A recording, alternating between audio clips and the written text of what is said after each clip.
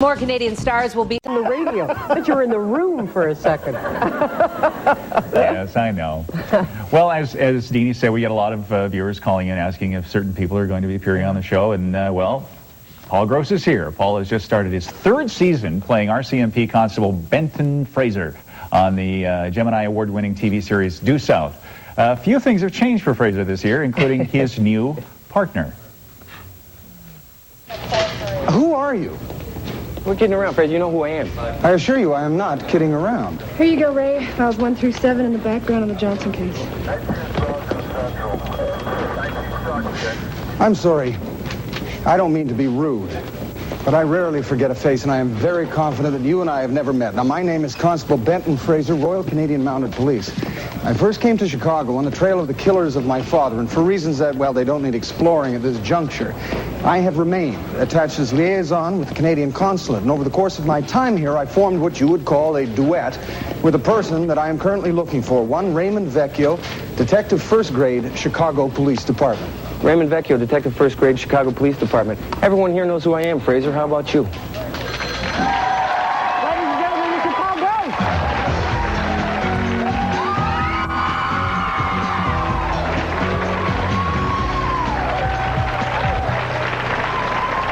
Hi. I'm okay.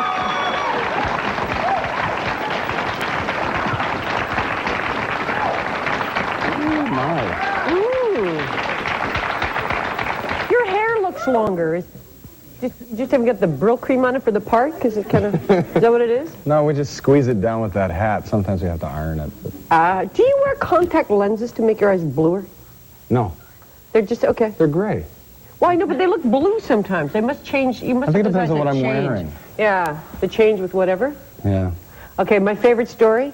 My favorite story. Which one? Well, it's the one that the dog was so stupid. How stupid was the dog they had before? He was so stupid. Well, he wasn't, you can't, how smart do you have to be a dog? It's not. Well, when you're a dog working on a television series, you got to be a little smarter than the average dog. Well, the first day that we had, the last dog, because we have replaced the dogs, the same character, but it was played by a different dog actor. And the first dog, Lincoln, who was a sweetheart, just a little thick. And the first scene we got together to do, he was brought in to rehearse and he urinated all over the set, which seemed kind of like an indication of things to come. And then somehow he got it into his head that the word action meant run away. So we say action, and he was gone. It took us like a half hour to find him. We had to keep trying to trick him and come up with different words like, and dolphin.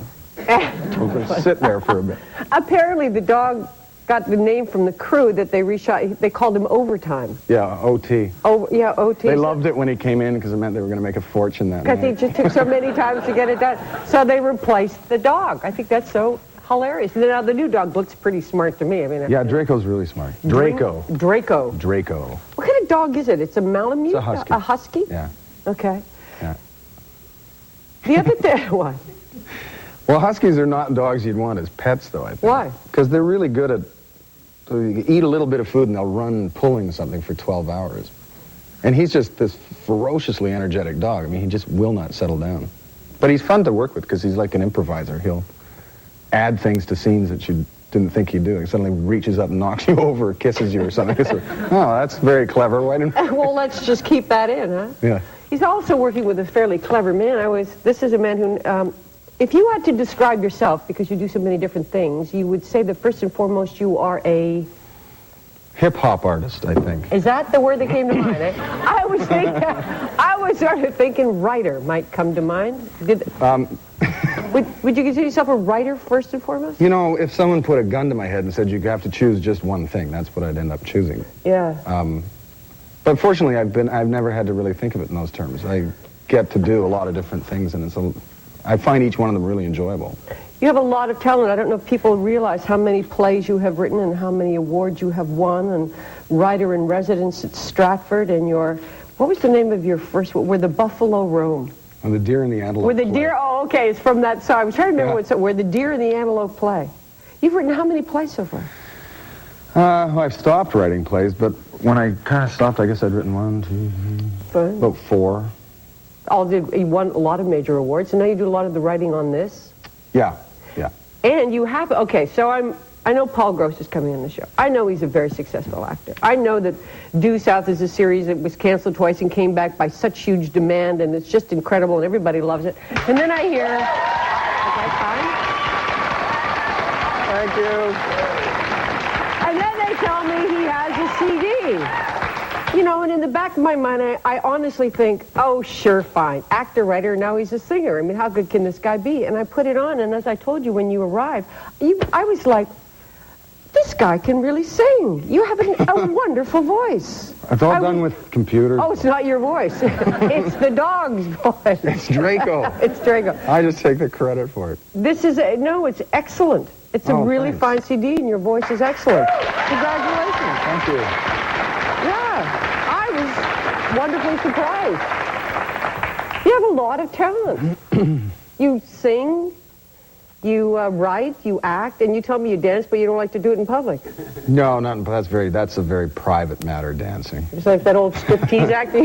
Yeah, it's not something you want to broadcast.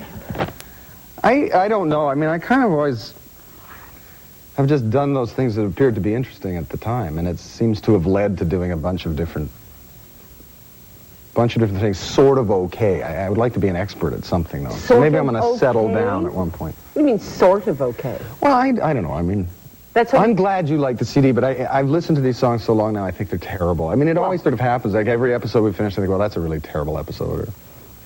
But it's like cooking, you know, most people understand it's like making a dinner. By the time you've made it for 4 hours and tasted it, you don't want to eat it. By the time you've made the series and looked at every shot 4 times over, you don't want to see it anymore. Or what you end up seeing are the things that you think could have been better. You know, I think, oh, geez, I wish we'd blown that car up a little bigger or something.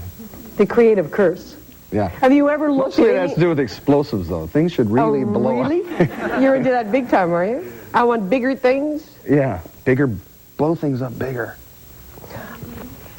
Are you married? I am. You have children? 2 yeah. Oh, I'm sorry. No, it's just that it's not written about a lot, and I just thought it was part of your life that you kind of decided that you would like to keep private into yourself. Yeah, and I particularly keep my kids. I have 2 kids, so I sort of don't want them too much involved in this, because it is kind of a weird business to be in, or you end up being so public so much of the time. What's the weirdest thing about this business? So I think the weirdest thing recently was seeing a big billboard with my face on it. It was, oh my God. Then you feel completely retarded, you know? You look at the guy next to you and think, the guy maybe thinks it's me, I'll have to take a side street or something. I was driving once with my kid. My son is about 3 and a half. We call him Dr. Tongue. His name's actually Jack. He's just a funny guy. Dr. Tongue. And Dr. Tongue says, Dad, what's your face doing up on that big building? And that was the first time I saw this billboard. I thought, oh my God, I don't know what my face is doing up on the building. I'd take a different route. But it's great to have kids because they really level you. So if you sort of get a little fat head, they can straighten you out real quick, huh? Yeah. Somebody was telling me, I forgot who it was. They won a great big award, like an Academy Award or some huge award. They went home, partied, and they left the dog alone. And they thought they were so great. And they went and they'd been away for so long. The dog had just dumped a big one on the end of his bed. You know, I said, straighten him right. I went, okay, I guess I'm just a human being after all. That's right. Just after all. So actors tell me that to watch yourself on the big screen, to see yourself is a really overwhelming experience. Most of us don't watch ourselves from the back or walking through a scene. It must be weird to see yourself from all these different angles. Yeah, it is kind of strange. The first time you see yourself, I think it's like most people, though. Do you find you make a video or there's a video of Christmas or something and you only look at yourself? You're never watching anyone else? Yeah, you only go, oh my God, I look awful. Your brothers, your sisters, your grandparents, oh, look at me. Why did I do? Look at my hair, look at my clothes, look at me walk. And then you start practicing so that you look better, you know. And I think, I mean, doing the job that I'm doing now, because I also am sort of running the show this year and executive producing, yes, I have to watch the edits and I go to the mixes and so forth and watch all of the dailies. So I've tried to learn to be able to kind of suspend my fear of looking at myself, because you don't actually see yourself from those angles very often. Never. What you think you look like in a mirror is rarely what anybody ever actually sees. Totally. I'm always surprised. I think, that's sort of weird. I don't look like that. But you always look at yourself in the mirror from the same distance. You get about 3 feet, you look, you go, okay, that's cool, that's fine. But then all of a sudden when you see yourself in television, you go, wait a minute, yeah. Don't you do it in the mirror too? You always get that funny kind of... Everybody sort of... Yeah, you get... I don't know what it is. That's right. Just put that face on. Sure. There I am. Okay, I can and there I am, leave and I'm now. cool. I can go on now. Oh, I'm back. This is the throwing to commercial face. Are you ready? We're going to commercial. We'll be back with Paul Gross right after this.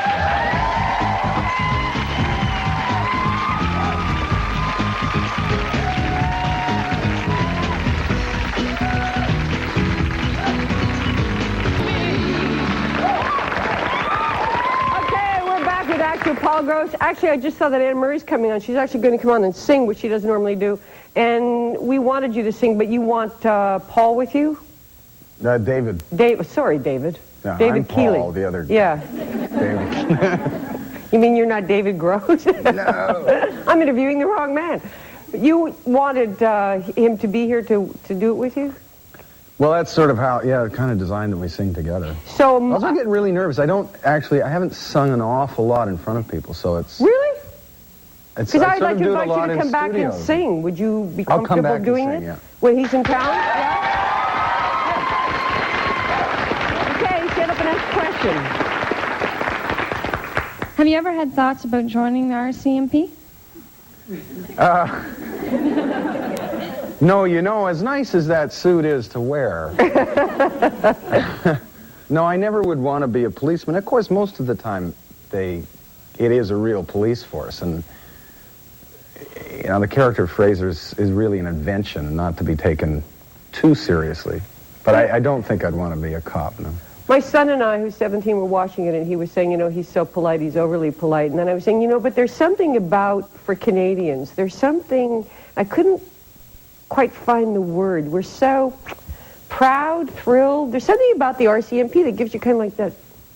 Yeah, it is. It's a great symbol, isn't it? It is. It's a wonderful symbol. And although in many parts of the world it becomes silly, but there's still an essence to it that what he is. I don't know, and I think it also means to a lot of people in the world, it seems to be kind of represent the wilderness. That Canada still is an enormous empty place, and that there are bears and there are sort of ice flows and things that don't exist most other places. There are actually men like that in this country. Men, that's like the true hero. Yeah, strong and brave and true and honest. Trappers and... Yeah. Not too many of them, I don't think. Like Fraser, but... There could be more. Yeah, we could do it with a few more. Yeah. Next question. Do you think Due South would be an ongoing series? I don't know, and I'm really bad at predicting it. When we made the pilot, I thought for sure we wouldn't get picked up to a series, and then when we started to make the series, I thought, we'll be finished in about 4 episodes, and then we finished the first year, and I thought, well, I guess we'll be back for another year, and we were canceled, so... I really don't know, and at this point, I just kind of go from show to show, episode to episode, and get through the end of the year, and then kind of see. Now, it went to the States. It was the first Canadian series to air in prime time, but they moved it around so much that it struggled. And then when they canceled it, there was such an outpouring of support from other countries, plus Mr. Lantos is a big fan of it. And there was so much mail that it came back, so... And a lot of activity on the internet, but really the force for it returning, I think, was the core fan base. They've been extraordinarily loyal and very aggressive and vocal, and it's made a huge difference. There was some discussion in some of the articles I read about it fitting into the American viewpoint of sitcom because it's a little different. Yeah, I mean, if you look at American primetime television, it really just kind of falls in. There's the hour-long cop drama, there's the hour-long sort of family show, then there's the half-hour sitcoms, and if the show, like ours, which has a lot of comic elements, but we don't have a laugh track, and it runs for an hour, and yet it has action, it's got so many different elements, it was very difficult for them to figure out where to slot it, more importantly, how to sell it. They couldn't seem to be able to say to the audience, this is actually okay, you can see all of these things all at once, and you don't need to get nervous. But they didn't seem to know how to figure it out. Okay. Next question. The Due South is really popular in England. Do you have any plans to work over there at all? You're not English, Monty, are you? I am. Are you from England? Do you have any plans to shoot over there? Yeah, work in England. Yeah, we're talking about trying to do a show there. It'd be fun to go. At least James shoot Bond part meets of it. Fraser. Mm-hmm. What? 07 meets, Oh, that would be good. Yeah. Where do you get your ideas from when you're writing? Are you one of these people who wakes up in the middle of the night and goes, wait a minute? Or is it a formula with a bunch of people, and you just... Well, there is a writing team, so the staff will get together, and you'll have the territory of something. I mean, some of the ideas just come fully formed, and you think, oh no, this is about this, and this will be a pirate show, and there's gold at the bottom of the lake, and there's this boat and that boat. And others, we sort of get started with the story, and it goes off in different directions, and everybody kind of contributes to pulling it back together again. It kind of depends on the story itself. You define the character for me. Give me 4 or 5 words that come to your head when you are defining him. He is... a hip-hop artist. Yeah. Yo. Yo, Fraser. Fraser is... I think, oh God, I don't know. It's so hard, you know, you play a part like this, and then, what are you in 4 words? It's really hard to... What am I in 4 words? But I don't play a character, I'm just playing me. And I am the guy. I am capable and honest and upright and loyal and heroic and efficient. And they sometimes, one of the things I pick up is that sometimes you think he's not very swift, but never underestimate this man because he is. He just has a different way of coming at it. I think the thing that probably separates him from a lot of other characters on TV now is that he has no cynicism. And as a consequence, he doesn't judge anybody. He knows very clearly the difference between right and wrong, but he's not a preacher. Yeah. So that he's assuming that every person he meets, that their better intention would be to be a good person. And that's, I think, probably different from a lot of characters we see on TV, because most of them are sort of, they assume you're doing something to them or you're trying to rip them off, and he doesn't have that assumption. Next question. What would be your ideal role, and who would you want to co-star with you? Oh, is there any film or anything you'd love to do or play or? No, not really. I mean, there were a couple of parts when I was in a couple of plays that I'd want to do that I did end up playing. I wanted to do Romeo once, and I got to do that, and Brick and Cat in a Hot Tin Roof, and I got to play that. Maybe when I'm really old, I'd like to have a crack at King Lear, but she's fairly serious, heavy drama stage. Stage heavy. Yeah, I like working in the theater. It's fun. Yeah. Do you want the big screen, the silver screen? Well, yeah, it would depend on what it is, though. I don't think I'd be very happy doing the Flintstones for, being Fred's boss of the rock pile. I would rather do this. It completely depends on projects, and I've never had any kind of career strategy. I've just done those things that seem to be interesting at the time. Right. If it ended up being in movies on the big screen, that'd be fun. I mean, it'd be great to do one of those big $100 million, $200 million features that those studios make with all the explosions you see. Would be very big. It would be fun to do. A man with an explosion fixation, ladies and gentlemen. Mr. Paul, so you are going to come back and sing for us? Absolutely. That would be terrific. In the meantime, you can see Paul Gross every Sunday evening on V South and listen to him on the CD. It's called Two Houses. It is excellent. We'll be back in just a moment.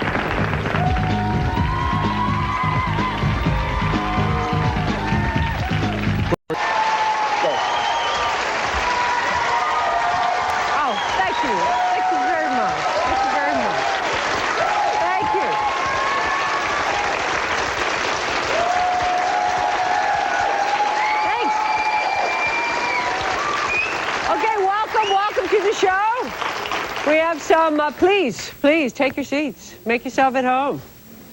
We have some an incredibly handsome man here for you today. A couple of them, actually.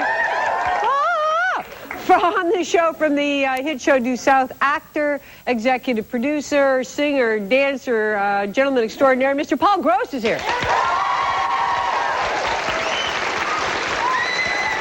And a very talented actress, the Shelley Duvall, is here. She's in a new movie, Casper Meets Wendy.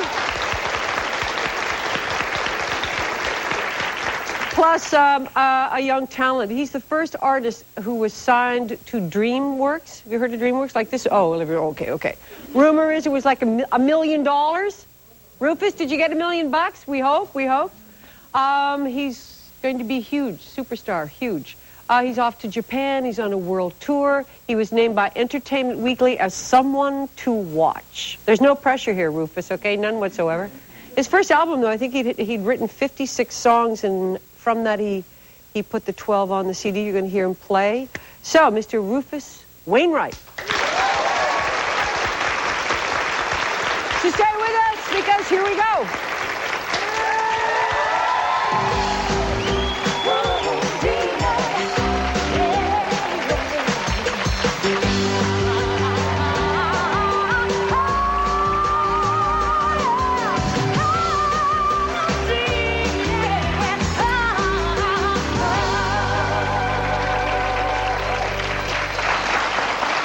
My first guest stars in one of the most successful shows that this country has ever produced. Due South is seen in over 170 countries. And it's just about to start its fourth season on the CTV network. This man is the executive producer, he's the writer, he's the actor. Why is this man smiling? Ladies and gentlemen, Mr. Paul Gross. Oh, there you are.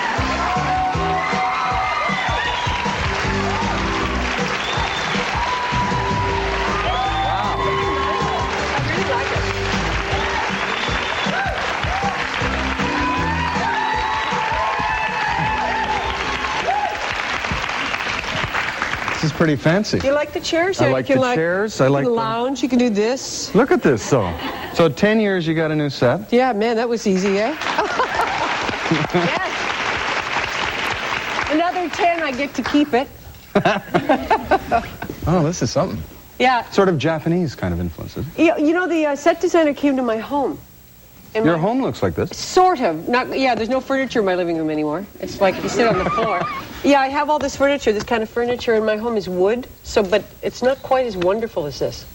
Wow. Yeah, it's very cool. You are the writer, the executive producer, and the star. Yes. And somebody said to me, is this guy a control freak? I said, no, maybe he's just talented. The latter. The latter.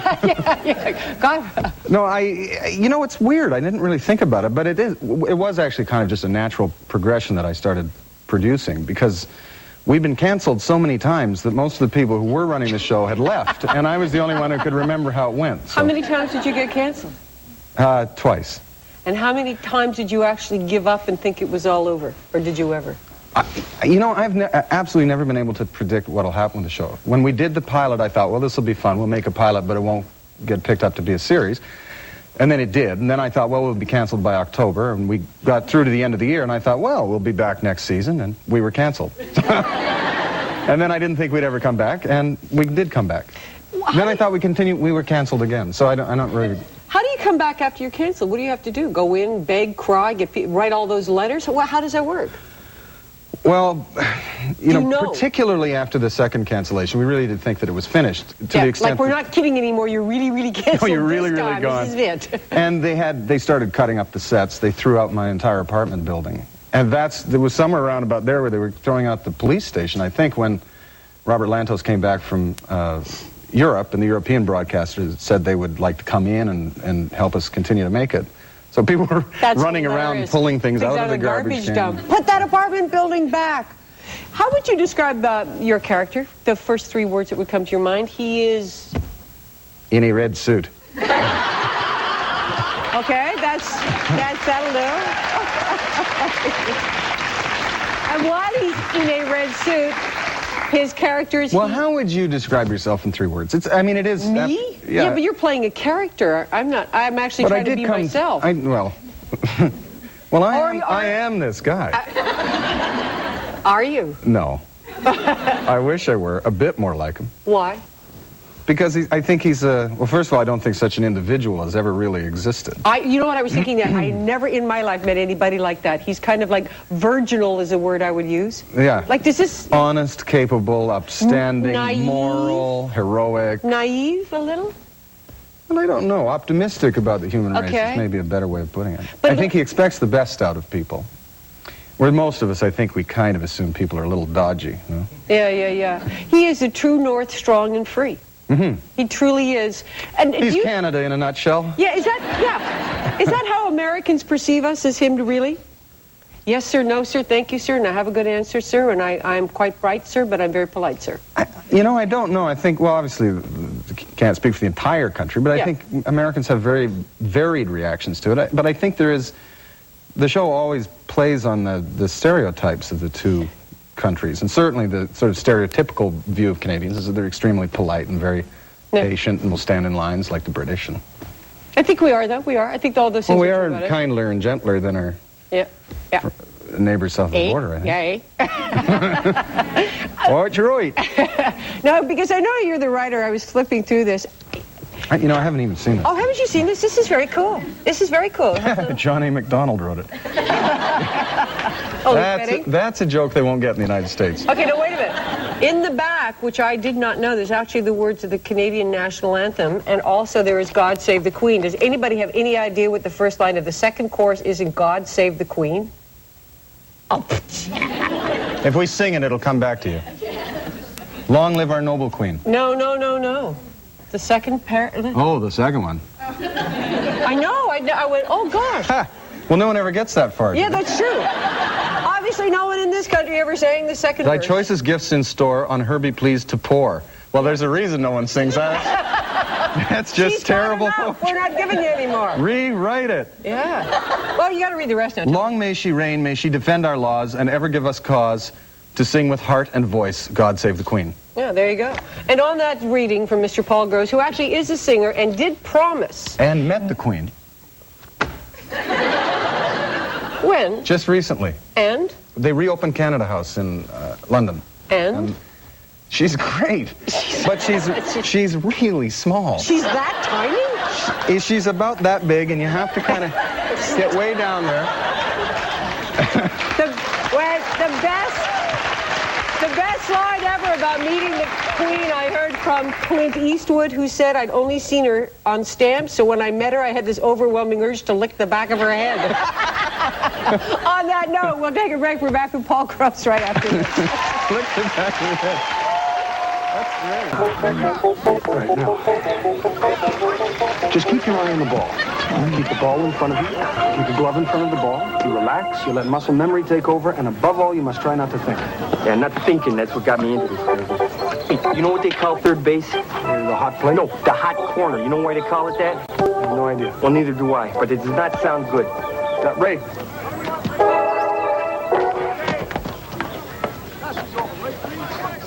Oh, dear.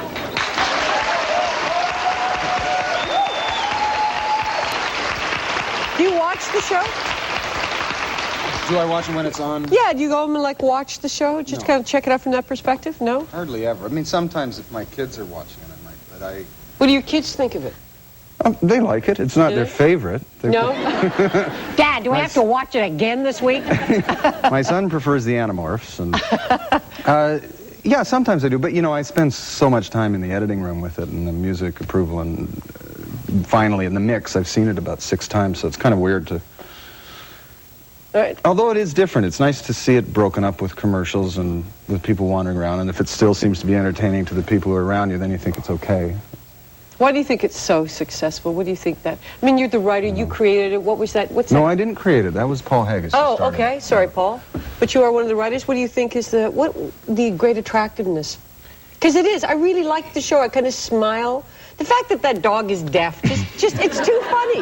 And it's reads too lips, funny, and then the dog reads lips. I mean, that's too cool. Well, we even started using dog bits in the last 26 shows or so, where we have the dog's point of view every once in a while. Ah. So it's kind of in black and white, but because he's deaf, it's all garbled up sound, so we have subtitles. See, that's very funny. Yeah, no, that kind of stuff. The show has always been really fun because it's really absorbent. You can put a lot of things into it.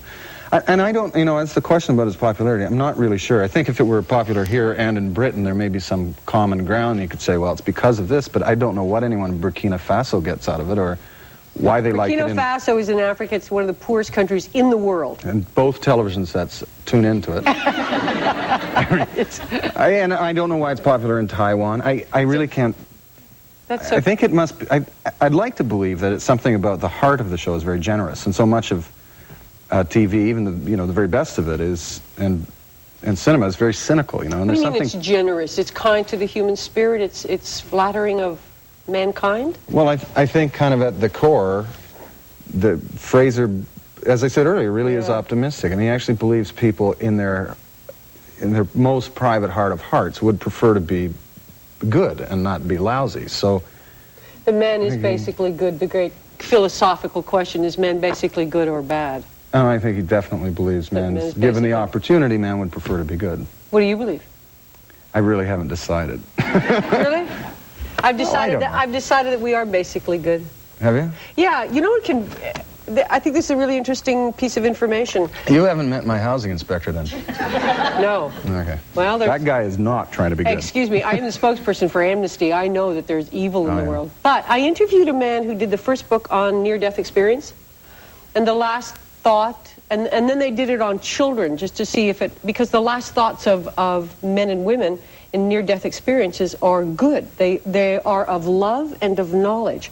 And even in children, because they thought maybe we were all programmed the same way, and the brain would shut down in a similar experience, and the endorphic release would, anyway. Then they studied kids, and kids had not had the religious training. Even children pre-verbal who drowned in pools, when they were old enough, retained the experience. The last thoughts are good thoughts, kind thoughts of love and knowledge, which I believe speaks very highly to the soul of man, of what we are. And when I learned that, I went, okay, I think that speaks to that question. I think we are basically good. Some of us are. We probably are, yeah, for the most part. I think some, obviously, are just wired very badly. Well, yeah, I think they're wired very badly, and there is evil in the world. There is actually that, and I think because I just did this thing for Amnesty International, man, it's really hard. It was like, oh, the things we do in this world. Yeah, I know, it's terrible, huh? I'm hosting this, Nelson Mandela is coming to Toronto, and I'm going to host this thing where he's, it's for his children's fund, and it's really, just kind of looking at the man's life, you think, how did he go through all of that and come out with the generosity to forgive all of his enemies? It's quite amazing. Yeah, 27 years, but he says, it's all right. 27 years. The first 12 more or less in solitary confinement. And he gets to the end of it, and he goes publicly to every single person who had really, you know, not tortured him, but, you know, organized it, put him away, life imprisonment, and went and ate with them all. Said, it's okay. I don't know if I'd be doing that. I think, you creep! I think I could forgive, but I would never forget. Yeah. You know, and I think that's really important. But I don't understand. It's beyond my comprehension how people can do like in where he's from. I mean, and I've met people from Africa. I've been there a lot. They're beautiful people. They're wonderful. But how is it that they can torture and kill? It's like I don't understand. And so I've come to the decision that really is what evil. There is evil in the world. Well, there are kinds of systems that accidentally. I mean, this is the most violent century, certainly, and I'm writing. Finally got around to writing this film that I've been wanting to do for a long time, and I'm kind of nearing the end of the first draft of it that's set in the First World War, and it's in spite of ourselves, things sort of get set into motion, and great, horrible tragedy occurs as a consequence. But a lot of times I think it's the odd systems we set up. It's not our instinct to do these things. It's like an event that's set in motion that can't be blocked. Like, for instance? Well, like the First World War, I think. I mean, there wasn't an individual in there who said, we've got to go and fight. It just kind of one thing led to another, to another, to another, until you have, you know, a line leading from the Channel to the Alps, and men dying over 1,000 yards. I haven't seen that, the recent film by Tom Hanks, Saving Private Ryan. Yeah, have you seen that? Yeah. And is it as incredible as I hear that?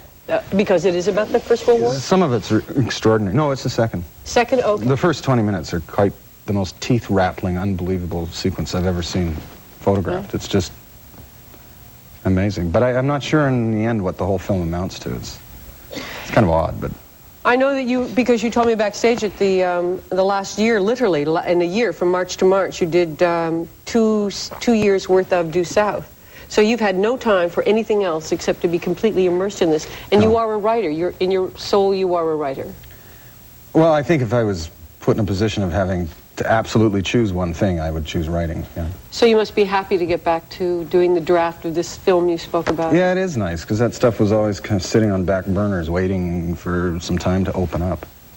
But I haven't done anything this summer. I've had a great summer. We finished the show, and I had to do some promo work, and I kind of traveled around a fair bit. And then I was out at my parents' ranch in Alberta for a month, and I was in Newfoundland for a month. Ooh, what were you doing out there? They're good places. Just having a good time? Chasing humpback whales around and trying to understand what my neighbors were saying to me. Yes, bye. Oh, boy, the first 3 days, not one word. When our neighbours clean, and all the remote is over there, see, they talk to you like that. When you work out those schooners, you open the Labrador. I go there a lot, and there's a man there I know, Chuck. I'll mention you. And when we go to see him, my eyes get bigger because I'm listening really hard. And I figured my eyes get bigger, I can but I can't. I went out one day. Second day I was there. I guess went off to get some mussels, scrape mussels, and Leon Squires was driving the boat. We'd take this little motorboat over to these other guys who were hauling in these crab pots. They had 15 minutes. These three fishermen talked boat to boat. Not a word. I'm sort of watching them and I think, okay, that's not working. Maybe I just put my head down and just... They would ask questions. Then your eyes get bigger. It really helps. You go like that. And you're doing a lot of this? Yeah. Always comes up really took down to go down the rain. Okay.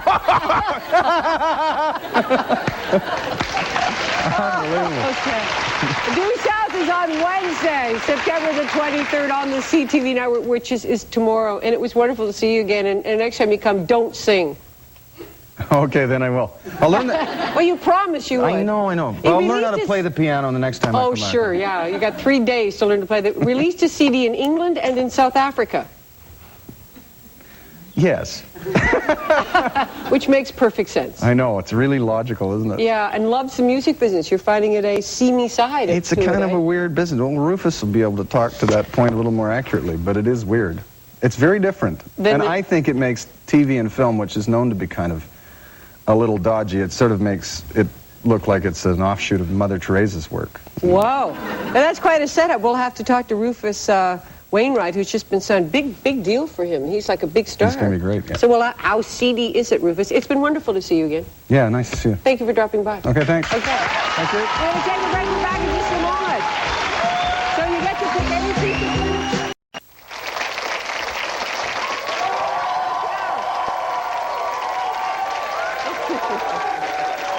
Thank you very much. You're very kind. Thank you.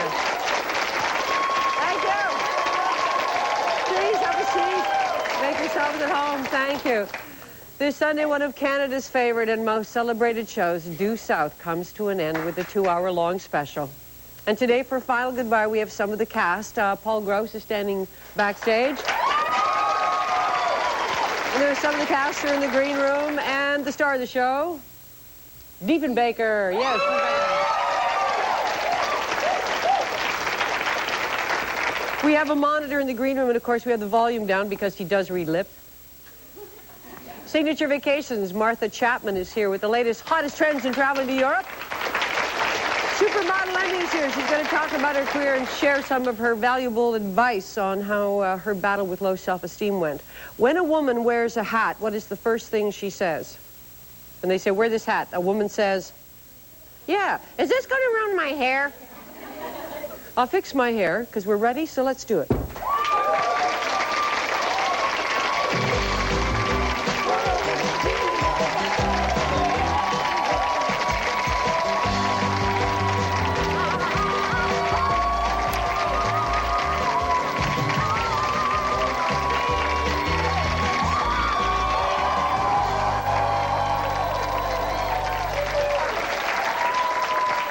This Sunday night on CTV, one of this country's most popular and celebrated series ever comes to an end. Since its debut 4 years ago, Due South has won countless awards. It was canceled. They didn't know if it was going to renew. Then it did. Then it went to international success. It has been sold to over 200 countries and has made an international celebrity out of its star. Ladies and gentlemen, please welcome the man himself, Mr. Paul Gross.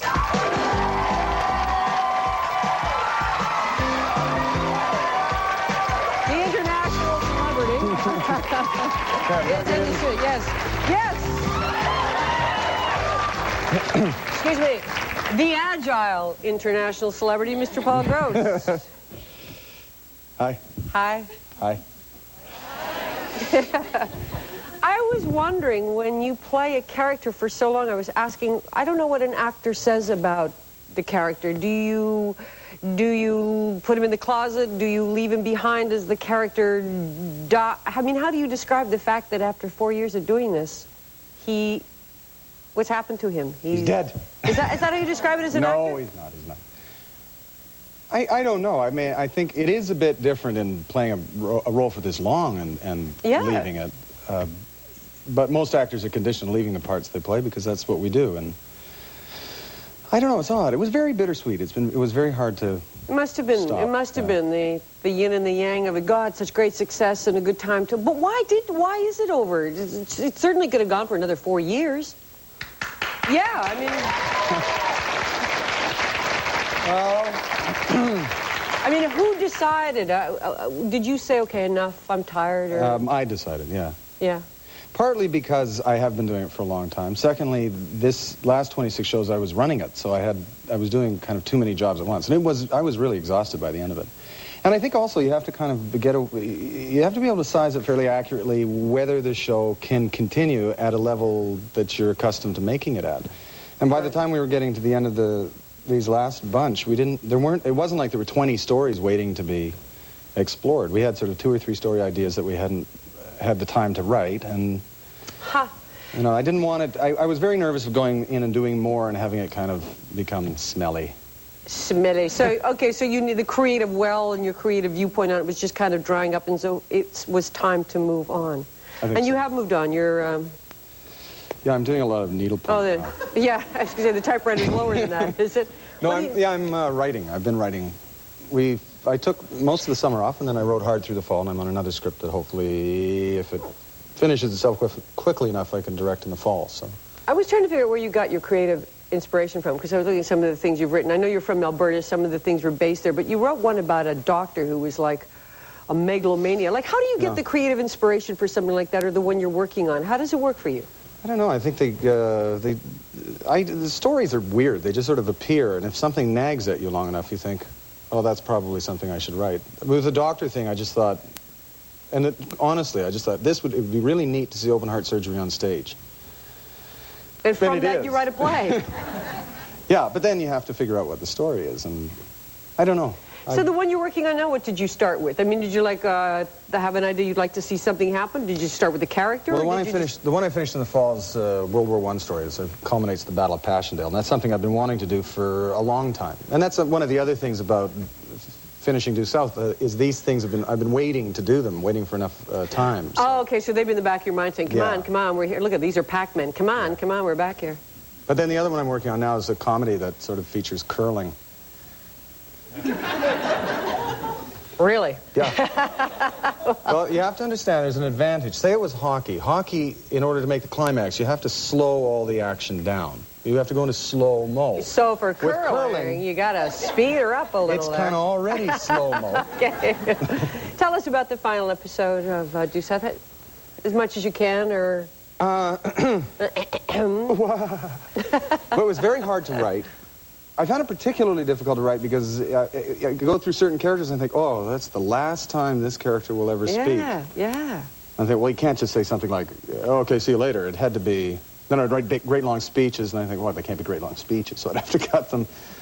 And the other difficult thing is we had to try to bring, from where the show began, where it was up in the Northwest Territories, I wanted to bring it back there and try to round off all of the stories that have sort of been developing along through the 68 hours of the show that we've made. And so it's very exciting. There's lots of thrills and spills, and we even have paramounties in it. Paramounties? The latest thing that the RCMP have developed. Mounties, they wear Mountie outfits, they leap out of airplanes with parachutes that are Canadian flags. And we have nuclear submarine in it, too. Which you don't see ordinarily in a television show, do you? No, we don't have a lot of them in the Great Lakes that I recall. Very few. Maybe up in Hudson's Bay, they go. Did you do any of this? Did you jump? Have you tried? I did all of the stunts in this episode for everybody. Honest. Yeah. Cross my heart. No, actually, we had the Skyhawks, is the Canadian parachute jump team. Yeah, I know. I used to do some skydiving. Did you? Yeah. Oh, that's right, yeah. Yeah, I wondered if you tried it. Well, no, not this time. Not this time. That's pretty scary, too. They were all coming down, and I've never felt a moment of national pride quite like that. Standing out on this frozen lake with all this crew waiting for the weather to break so these guys could jump. And out they come, and all these chutes open, and there's 20 Canadian flags coming down. Oh, wow. But 2 of them sort of got tangled up, and there was this collective intake of breath from the crew, just... You mean that they had twists in the risers? Well, I don't know. One of them got their ropes around, and turn around. And they were completely blasé about it. We were all just in absolute panic. As long as the chute it opens, happens every day. Well, as long as the chute opens, you're okay. Yeah, they were fine. Yeah. This is yours? Behind us? This is it? Well, that would be it, yeah. What are you going to do with it? You're going to take it? You got to take it home and put it in the living room somewhere. I'll take it home, put it in my... Don't you keep it as a great souvenir? Out, though, don't you? That would be so... Like to dinner and stuff. Can that be awesome? It'd be awesome. Just to, like, walk in. Very cool. Yeah. Someone's hat. Draco, do you have a table for one? He really misses the show, you know, folks. We're going to take a break. We're back with Paul Gross and some more members of the cast. Plus, we have a special message from Leslie Nielsen when we come back. But first, Paul's co-star, Gordon Pinsett, had this to say about Paul Gross. Paul Gross is just something to behold. I've done things like write and act in series and stuff, but nothing like this man has accomplished. He's put together something that if they carry through and learn from it, the TV film setup in our country is going to know that it absolutely can be done here entirely without anything from elsewhere. And that's a tremendously gratifying feeling. No, not him. Fraser. Look at him. Nerve gas can kill thousands of people. You know how many years you're gonna do for killing thousands of people? You know how many times they can execute you? He was born on the tundra. I mean, that's where he belongs. You'll kill him if you take him to Toronto. That's a bit drastic, don't you think? Look, I've been to Toronto, okay? Trust me, nothing can survive there.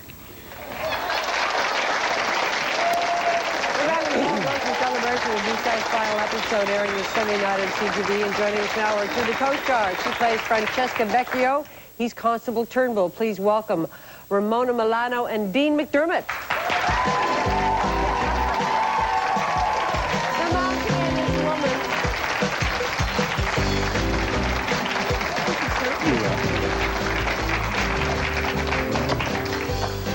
Delivered by her man safely once again. Well, I figured if I couldn't have Fraser. Second best. Story of my life, Dini. Second best, huh? Yeah. I was reading about you. Your life is just like... How old is your son now? 9.5 months. I was reading an interview where you were working, the baby'd been up all night, you were still filming, you were pregnant last part, and you were laughing at her because she got so big. Is this true? More importantly, trying to hide her stomach was the number one objective. Okay. We had her pushing TV sets, hiding behind file cabinets. What else did you get? TV sets, filing cabinets. Always just shot from here up? Standing behind plants? Anything they could do to disguise my poundage was pretty much the mission of the day, yeah. I gained 50 pounds. 50 pounds? 50. You're just such a little bit of a thing. That's... And you know what's funny is that everybody said, oh, you're going to be one of those obnoxious little women you're going to remain tiny with a little bust. No, sir. She wasn't. I can vouch for that. She was big. Thank you, Dean. You both moved on in your life, but looking back, favorite moment about your character? Favorite moment on the set? I don't have one. Not one specific. You mean you hated it? I absolutely loathed it. I'm glad it's over. No, I don't have one specific because the whole thing, I know this sounds really corny and cheesy and everybody's probably going, she's making it up. But really, it was the best. It was the best. And I find that things are really difficult to accept now because I've already done the best thing that Canada's going to do. And we're in therapy together. Yeah. You know, we're getting through it. Paul was talking about that, about the very high level of quality that this series has started. This was the first 1-hour drama to be aired in prime time in the U.S. It set a great standard for this country. But you were hoping that everything will build on this and will maintain this. Well, it should, yeah. I mean, ideally, you want the next series to come in and say, well, there's a certain level that we have to try to achieve. And, I mean, it's not easy. And I do have to say that Due South was lucky in that it started with we had American money to begin with. And it makes an enormous difference in production that you have. Well, Dean is now doing Power Play, and I don't know what your budget is, but Thanks for the plug, though, Paul. Gene's doing power play on CTV. What was the name of that show? I didn't hear it. Power Play. Okay. Wednesday nights at 8. But probably, I would guess your budget's a little bit lower. And what that translates to is not being able to do certain kinds of things. What shorter was the budget shooting. per episode? We shot, it was $13 million an episode. Yeah, that's about what we spend per hour here on this show. No, it less was, than that. it's kind of hard to tell, but I mean, it's somewhere about $1.5 million. We should, when you talk about the quality production, we have to introduce you to somebody. I'd like you to meet Mr. George Bloomfield, who was the creative producer and director. He worked on ENG. He obviously worked on this fabulous show, Due South. He just finished a remake of Jacob Tutu and the Hooded Fang. He has 6 Gemini Awards, and anybody who's in this industry knows the name of Mr. George Bloomfield.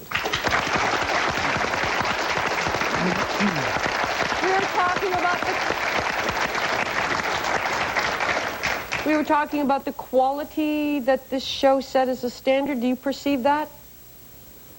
Yes, very much so, yeah. It was unique in that, first of all, it was a tremendous amount of fun. Everybody, it had an intelligence level, you know, that I found so... You mean among the cast? The cast, No, not the cast. The producers. Yeah. The producers and the whole approach to it. It was kind of, plus people were able to put aside their egos. I mean, we all had them, but put them aside long enough to say, hey, this is the best idea. Let's go with this, you know, regardless of where it came from. And sometimes it came from some pretty funny places.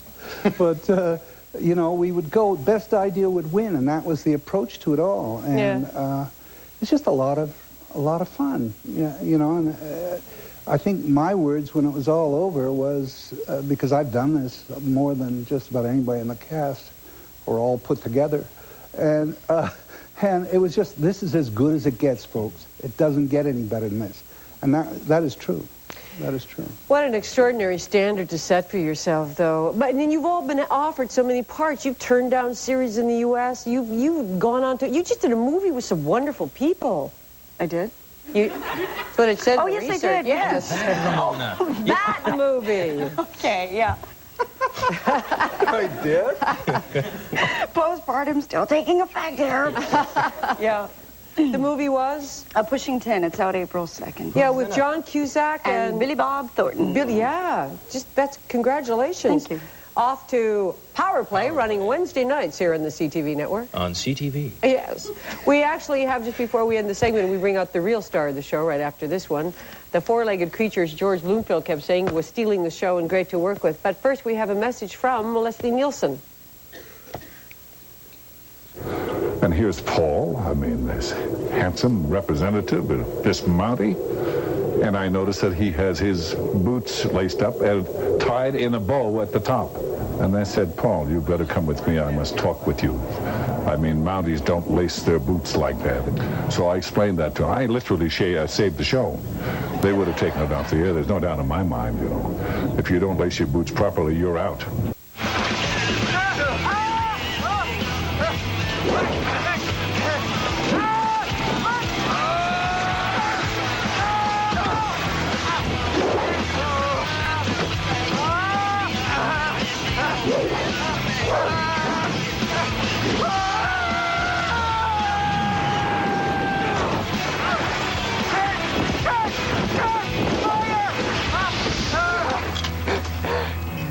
Well, Ben, just in time. I'm firing up a little moose hawk. Good trip? We're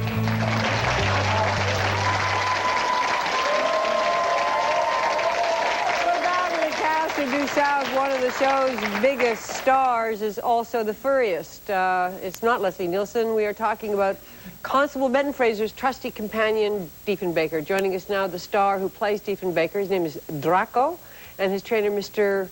Rick Baker. Guys? Hey,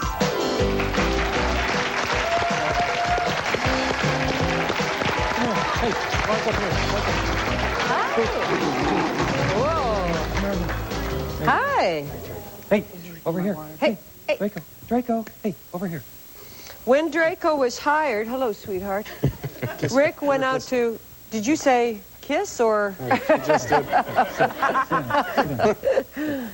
You went out to find him, you looked at 300 dogs? Well, when Paul's producer called me, Frank Sircuse, and he said, Rick, this show might be going. Are you interested? And I said, yes. He said, well, we'll be looking for another Siberian Husky. So then he called me a month later and said, oh, we're going. So I had to come home from Florida and start looking. And Paul had a few criteria that he wanted to meet. And one, you know, we're all saying, gee, what was the color of the dog's eyes? And we looked at some pictures and realized what it was, and Paul looked at him and said, well, you know, we got to do this and we got to do that. And I showed him what the dog could do after only knowing the dog for a week. And he said, well, you know about the dog, so, okay. You got it. And it turned out that... Although you didn't tell me that he was almost murdered by your Black Panther. Yeah, that's true. Rick has a Black Panther, and Draco would try to play with it. Did you bring it to the show? Well, I called Frank and told him that kitty means a whole new thing to Draco. I called Frank and said, the training's coming along real well, but can we do the first episode with a bandage on his paw? He goes, what do you mean? I said, well, he had his paw in the pen where the pen trying to get some food out. And all of a sudden I heard this yelp, and I went running around the other side, and there he was, and you can imagine how I felt. I opened up the outside door, went into the Jaguar and grabbed him and said, let go of him right now. And I closed that door, came out, picked him up, ran to the veterinarian office, and I said, listen, I don't care what you do, just make sure that you stitch him up and you do this. And you know what? He was good about the whole thing, no infection, 26 stitches in his foot, and you couldn't tell the difference now. No, I thought the dog was crazy, but Mr. Rick Parker, you get the award for sticking your hand in and grabbing a Jaguar. Did I tell you to leave that dog alone? Thank you. Whose idea was it to make the dog deaf and could read lips? Now, come on, was that over a bottle of wine one night? You went, I think I have it. No, that was Paul Haggis's. That's brilliant. Yep. Well, Paul left us with the template of the show. He was the original creator of it, and my character, even Dean's and everyone's, was a product of Mr. Haggis's demented mind. I understand. But it was always Paul's idea to have him... And the best line from the pilot, I think, was, your dog reads lips? Well, yes, but if he does, he's self-taught. Well, this is a good indication how the rest of the show will go. He's also a great improviser, Draco. I heard that from George, that this dog was awesome, that he would scene stealing and just took over sometimes. Well, it's true. He'd kind of hold everything. He would never show you what he was going to do in rehearsal. Kind of wait till the camera was rolling. He never stole scenes from me. No. He tried. Do you think the success may have gone to his head? I mean, how's he dealt with it? Does he have a fan club, too? I mean, there's fan clubs all over the world for this show. The dog does, too, of course. Gets his mail, and a little bit has been directed towards the dog, and I've sent letters back to the people. And it's amazing how many people think their dogs look like him, but... Now that this is over, though, there's got to be a reunion. There's got to be... I mean, are there any plans for some specials here? Well, nothing concrete, but we've certainly talked about doing... I think it's a great show that we could do a movie of the week once a year or something, and... That would make a lot of sense. And have us go into weirder places. We could go to South Africa. We can go to London. You could get transferred from one consulate to another consulate, you know? Yeah. Is there anything for the ending? Is there any, like, big surprises, anything, or, you know? Maybe you could allude to something without giving it away, because we'll all watch. Well... Quite a few surprises. Every character has a little surprise. Every character has a kind of... There's an immaculate conception sort of thing. And, really? And... So you don't get Fraser, but you get something, right? I get something. What? Yes, well, he and I and Callum go off in search of the hand of Franklin. That's, I think, what he was trying to say, wasn't it? Yeah. You know, sometimes when I go through an experience, if I've traveled somewhere, spent a lot of time, I usually take away from myself a picture or a memory that kind of stays with me, that symbolizes the whole trip. When you look back on Due South, what do you take away as that symbol for you? What's really strong in my memory banks is the last day. I remember being really... Okay, I could have been hormonal because I was pregnant, but I remember being really still and just separating myself from what was actually happening and just taking a good look around and taking everything in. To remember. Yeah. To keep this moment. And the feeling, the smells, everything, just really remembering what we had and what we shared, which was... It was pretty extraordinary. That last shot the last shot that ever we did was a really long It was one of yours, wasn't it, George? George's specialty was to do these long, absurd, one shots. We do 10 scenes on one camera move. And usually those would take us a long time to get, because there'd be something wrong in it. And this one went on and on and on, and we kind of got it in the first take, and then everyone started getting a little misty-eyed. Yeah. Maybe we better just do that again. Maybe we didn't get it just right. Let's do a take two. It's been an extraordinary show. Congratulations. And if you want to see the grand finale, the Due South finale airs this Sunday, March the 14th on CTV at 7 o'clock. Thanks, Draco.